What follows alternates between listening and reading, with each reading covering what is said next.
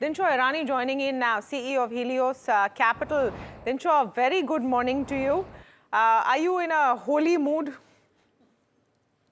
No, not really. I mean, the market is though. You can see only red out Yeah. there.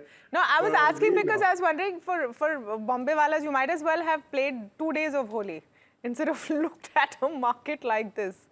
Right. Actually, all across the country, my offices are shut. Bombay is the only one which is working today. Yeah. What will you do in this market right now?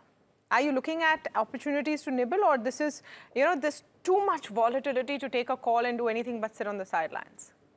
So basically, Tamanna, the fact is this war came out of the blue. Nobody was expecting it to start so early. I think only Grok predicted 28th as a date. Otherwise, everyone else was on the mid of March. As all the other AI models were in the mid of March.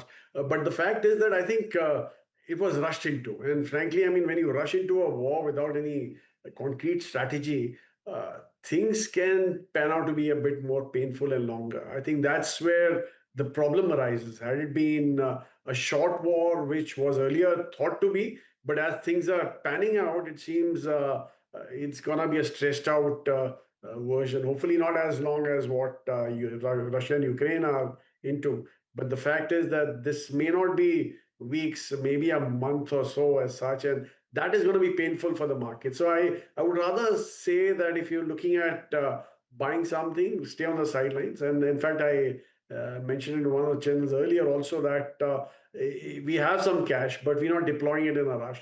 We're waiting for some clarity on this front, because if things pan out to be longer, it can be very impactful for our trade, international trade, our currency, and obviously our consumption also, because I don't know how long the OMCs will be able to hold out on these prices as such, and may just take a hike later and impact the consumption too at some point in time. Well put, Dinshaw. Morning, Alex here.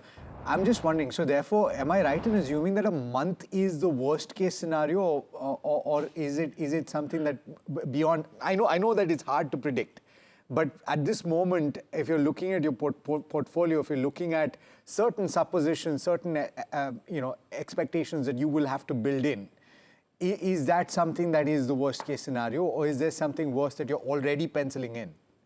No, so actually, I'm not a war strategist, but the fact is that we were rather played by the day and see how things are panning out. Fortunately for us, India's hung on for a while. I mean, it's done a phenomenal job in this market per se, and I think that's because we've been hammered for a while now. I'm talking about not only CY25, where we were probably the 20th or 24 emerging markets in rankings, but also Jan, we were the 24th out of, or sorry, not 23 out of 24th.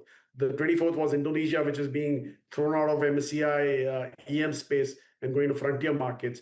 Otherwise, we've been doing very badly. But the fact is that fortunately, we're not in a Korea, which is down 20% in the last couple of days as such. So I think that way we've done fairly well.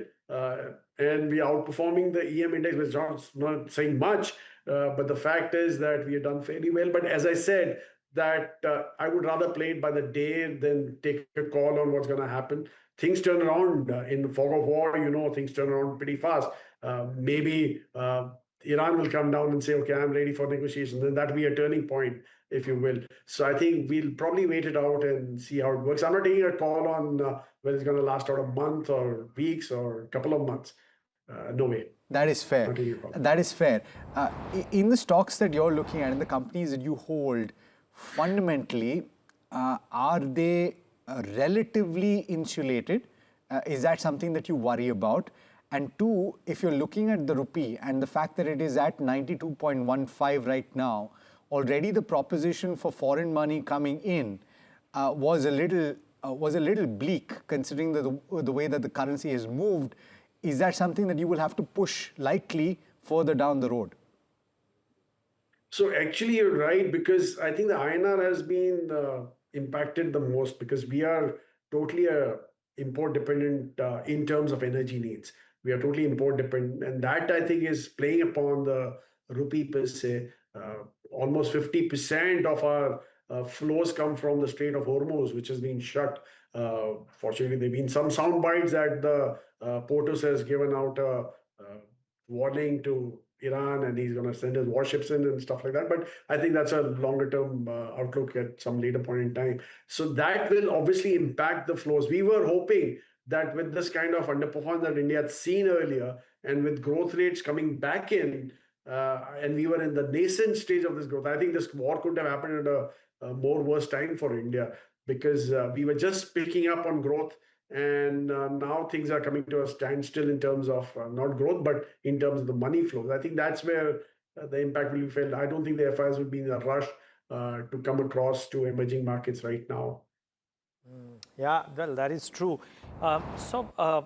Dinshaw, could it be, good morning, Neeraj here, could it be that because of all of the factors that we've spoken about, and you know, this current conflict puts that India not having AI trade also in the back burner, or whether India is a anti-AI trade also in the back burner, because right now conflict takes center stage. Could we drift lower if the conflict continues? It may be irrationally lower, it may be temporarily lower, and we may bounce back. But could that happen? Or do you believe these are the valuations where we could sustain? So, Neeraj, I believe that we are still, I mean, at this point in time, we think that we are irrationally lower as compared to what the world is seeing as such. I mean, frankly, I mean, the amount of cash lying with the domestic mutual funds, we can very well deploy that and wait for things to work out at some point in time. But our feel is that, hand on heart, we have very limited cash. But frankly, I mean, if I had more cash with for disposal as such, I would be deploying it now. Our cash is 1.5 to 2% across our portfolios, which we just want to conserve for a bit. Maybe there'll be some trades coming through, but I don't think we'll hang on to that cash much longer, whatever little we have. But if I had more, I would have been starting to deploy right now and waiting for this. Because frankly, I mean, if you look at our portfolio, I'm talking about Helios in particular, we have enough stocks to play out existing stocks where we want to, we see some irrational pricing happening. I mean, I think that's where we would be coming from. Got it. Dinshaw, sorry, can I ask you, I mean, though I'm sure we can do that study ourselves, but since we have you, what's the rough quantum of cash that might be the Indian mutual fund industry sitting on, if you have a number there? If you don't, excuse me. Well, no, I don't have the number there, but the last I saw, it was like close to some 1,20,000-30,000 crores as such, lying as cash with the mutual funds. Okay, fair call. Today, for example, Dinshaw, IT is kind of doing okay. Aluminum stocks are doing okay. Some pipe companies may be doing okay because of PVC price upticks. But what would be the first ports of call? Let's assume that the conflict ends in whatever, 7, 14, 21 days, the earlier the better. For world peace. But if the conflict were to show signs of ending, what would be the first ports of call? Definitely not the stocks that you mentioned. I mean, the sectors that you mentioned. By the way, we've been negative IT for a while. I mean, over a year now. And in fact, and we've got very strong views out here. In fact, I was attending the Kotak conference last week, and Mr. Uday Kotak started the conference by saying that IT industry is in the Mahesh phase. Brahma, Vishnu, Mahesh. Mahesh is the destroyer. And that was very ironical. It really has resonated with me because actually we've been saying that for a while. And the fact is that when the Mahesh phase hits you, you need to reinvent yourself. And that is precisely where the pushback is from the sector. They're still going on into these number of people growth phase as such, and not reinventing. They need to reinvent. And that's when the real reinvention will happen for the industry. And it'll be a painful one, mind you. So that's why we're staying away from that sector. Aluminum you talked about, I mean, Oman has shut production. And that's why Qatar has shut production. And that's why aluminum prices, I mean, aluminum is moving up as such. But frankly, I mean, the day the war ends, this is going to come off. So I don't think this war is going to last long anyways. As I said, a couple of weeks, maybe a month.